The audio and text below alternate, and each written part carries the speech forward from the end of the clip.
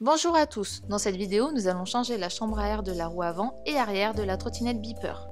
Pour cela vous aurez besoin des outils suivants: une clé à pipe de 8, une clé plate de 17, un tournevis de 2 par 125, 3 démonte-pneus, une pince coupante, une clé BTR de 25, un rulesant, une pompe à vélo, du frein-filet normal, une chambre à air Beeper avec la valve coudée perpendiculaire pour le pneu avant ou une chambre à air avec la valve coudée dans le sens de la marche pour le pneu arrière. Pour enlever la roue avant de son axe, utilisez la clé à pipe et la clé plate pour démonter l'axe de roue.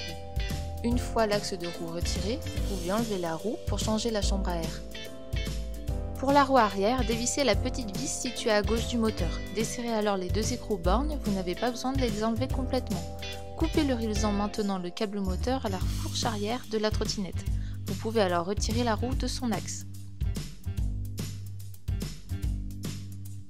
L'opération pour changer la chambre à air arrière est la même que pour la chambre à air avant, vous serez juste attaché à la trottinette par le câble moteur. Pour changer la chambre à air, utilisez une clé BTR de 25 pour desserrer les vis du disque de frein, puis enlevez le disque de frein et mettez-le de côté.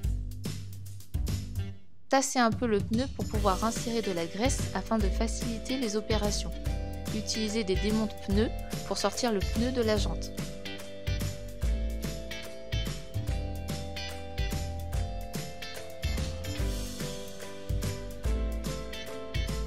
Une fois cela fait, enfoncez la valve de la chambre à air afin de la retirer de son emplacement.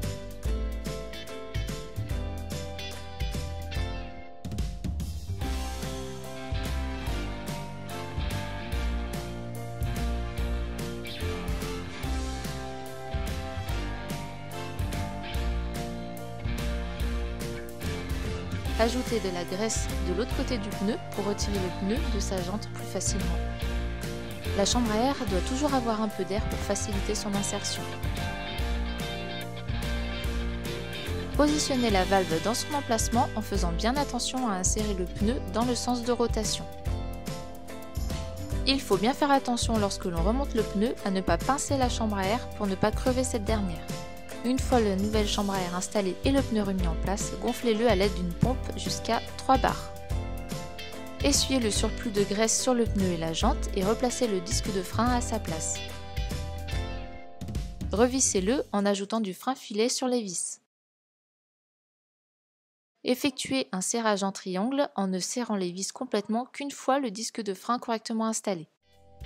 Vous pouvez alors réinstaller la roue sur son axe. Pour la roue avant, faites attention à bien installer le disque de frein dans l'étrier de frein et à bien placer les entretoises. L'entretoise la plus courte doit être placée du côté du disque de frein et la plus grande de l'autre côté. Insérez alors l'axe de la roue et revissez l'écrou. Serrez fortement pour qu'il n'y ait pas de jeu dans la roue.